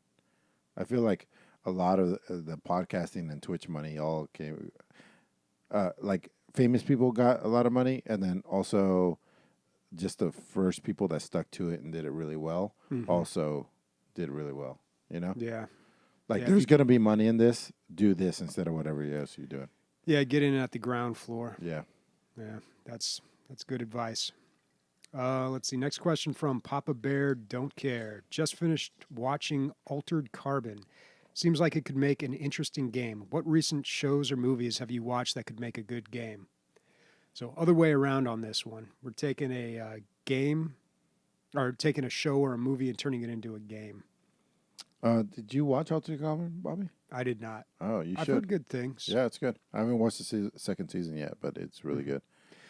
Man, fortunately, a lot of the TV that I watch is so old. It was back in the day when they made a game about literally everything. You know, it's just like, yeah, that movie did pretty well. Make a video game out of it. It's super easy to do. Yeah. And like some of them were actually pretty good, or maybe that's just how games were that day. But it's funny because sometimes that's not the case. And my search history's got to be so weird, but I look up like, was there a step-by-step video game? Like, of course there wouldn't be. Why would there possibly be? Maybe I don't know. A small part of my brain was like, yep, you got to play as Patrick Duffy and you have to like solve problems of just trying to get cohesion amongst the family. Meanwhile, we just saw a video where fucking RoboCop was fighting the Terminator in like better graphics than the original movie, and like that's like a total 80s nerd out, dude. That's like ultimate shit. I sent that to like 5 people, that video. I thought it looked so good. Yeah, there is a well, here's a good answer to your question that is kind of true. There's a game called Terrordrome. This is a game that somebody made, Terrordrome, the game Rise of the Boogeymen, and it's a 2D fighting game that has all these horror icons in it. Oh, okay. Icons and some lesser known characters as well. Let me pull up some gameplay here so you can see. Now they're actually redoing this and trying to make like a real game out of it, not just like some flash game somebody made that looked pretty cool. And the problem is they can't get the license for all this stuff. So they started doing all the classic monsters like Frankenstein and, Dracula, those kind of free. Dude, free if you have a ones. dead character like that hasn't made a movie in 15 years, Let that shit go, man. Yeah. Like, what are you doing? Well, Terradrome, the original one, has some pretty deep cuts here. All right, they've got the dude from Reanimator in there. Like that's not a lot of people, or not a lot of people are going to know that one. I'm going to look up YouTube here. There's so I a can find some Scream better guy gameplay. with a Scream mask. Yeah, the guy from Scream is on there. Like a lot of people. Terradrome, not Terradrome 2. The Kenobi trailer. Did you watch that, dude? No, not yet. Ooh. I'll have to check that out. I'm looking forward to that. It looks super good. Yeah. But you can play as Jason, you can play as Freddy Krueger, all the obvious ones. there. So how could they get the IP? The first, they didn't get the IP, obviously. This is like a fan-made one. They've got the Right. Tall They're Man not making from money, so that's why, Phantasm. right? Yeah, Yeah. yeah. This is like a free game you can download the executable for. Yeah, Tall Man from Phantasm. That's a deep cut. Let's see. I want to get to a character select screen so we can see the other ones. But you can see the combat's pretty Maniac Cop. Yeah, That guy's from Slaughterhouse, right? Or no, that's Jason. yeah, that's Jason. Yeah. But yeah, the graphics aren't great. Ash from Evil Dead, Child's Play. Hellraiser. They got Pinhead. Yeah, So this is our way of getting around your question, dude. I mean, this is a great idea for a game, but I feel like people have already done this. Leatherface, they've made a game just about, they've made like these free like 2D fighter games about anything you could possibly imagine. I remember playing one like a Flash game like 15 years ago called like Bible Fighters, and it was like Jesus and Moses and all these people from the Bible like in a 2D Oh yeah, I fighting remember game. that. Yeah. Yeah, and it was like pretty good. Yeah. like it was pretty good quality for back then. Remember the one with the inventors, or like geniuses? It Mm-hmm. was like Einstein versus like Hawking versus. Do you remember that one? Yeah. Yeah. That was another cool one. I I'm don't- just gonna go with. There is a mod for Crusader Kings 2 that turns it into Game of Thrones, and I just thought that was like a perfect pairing. But if Game of Thrones had its own grand strategy, I think that would be pretty great because they have so many armies that you could use, and they could all have their own stats and stuff. They so. have yet to make a really good Game of Thrones game. Yeah. Well, it's almost like they're all mods because like Reigns, Mm-hmm. Bobby, that card game. Yeah, the card There's a Game of Thrones version of that. I don't know if it's better than the okay. original, but Well, yeah. Telltale had their version or their. Oh, that's true. their I game. did play the first episode of that. Yeah, same here. Yeah. Didn't hook me. And also there's one just very generic 3D action adventure Game of Thrones game that nobody liked. Next question from Burn Division. Have you ever experienced a time when a bodily function is interrupted or severely impaired your performance during a major gaming session? Dude, must have happened a million times. I've had to go take a shit in the middle of a raid a lot of times. I can't say there was a specific time. I'm just remembering that part from that South Park episode of Wow. Dude, I Calls pee. for his mom. I pee 8 times a fucking podcast episode. Yeah, you should just game from the bathroom. Yeah, it's true. I should set that whole thing up. It's cleaner in there than the garage too. Bobby, Although really you did like the way clean you're up. thinking. I did clean up. Yeah. Yeah. Last question from Curd the Ape. When are you going to stream Kentucky Route Zero? Just do the first episode. When we do play it, sure we can stream it. Mm-hmm. I like streaming on fucking Discord, man, because like the people that show up on Twitch are just the people that are on Discord anyway. Mm-hmm. So and it's so easy to just hit one button. You know what I mean? Yeah, it is pretty convenient. Although the quality isn't quite as good. I don't know. I'll stream that. I'll stream the first episode of Kentucky Route Zero. I don't know if it's going to be this week. I got a lot going on this week, actually. Once I make it past this week, it's all going to be easy. So maybe in a week and a half, I'll do that. But yeah, I'd love to play that game. I want to do it. And I wouldn't mind streaming it. Clown Ocean, you nailed it, dude. Mod for Mountain Blade to Game of Thrones. That would be excellent. That would be just good. fits perfectly. Surprised it hasn't been done yet. Yeah, for sure. That game's very mod friendly, isn't it? I don't know. I don't know if the newest one is. But yeah, there was already mods. It must so be I because imagine- I've seen articles about it. Yeah. All right, what are we playing next week? I have no idea. Maybe it's time to get into Mountain Blade. I don't know. Maybe. Definitely, I'm going to try to finish Remnant and maybe play that co-op shooter, the Gunfire Reborn. Gunfire Reborn. That sounds good, Okay. right? Yeah, how close are you to being finished with Remnant? I have no idea. I haven't looked up how. I looked it up while you were talking about it. It said 13 and a half hours for Yeah, just, but- but it also said like 20 hours for like main plus extras. So But I'm thinking like, dude, how do they know how many times you tried on a it boss? depends on your skill level. Yeah, So, we're fucking burning through these new bosses, but the first two bosses took us an hour each, probably. Yeah. I'd say, well, how many hours have you put in already? I have no idea. I'd have to Okay. look that up. 7, 8. You know what? It's probably, I've noticed you leave your game running a lot. A lot. now. Yeah. Yeah, because so- when shit happens. I gotta like leave. Yeah. You know. So I don't know if you could look at Steam and really know how many hours you've put into it. Yeah. Like Crucible, I left it running all day yesterday. I will probably play Stronghold 2 this week. Yeah, because we might be doing an interview or something, right? Yeah, and I've never played a Stronghold game before. A lot of people like them. There's something there. I want to check it out. Probably this week, and then that'll, give me some time to stream Kentucky Route Zero after that. Cool. Speaking for Bobby and myself, Remnant titties. I don't know what that means. Maybe they're droopy or dark, something. Bye.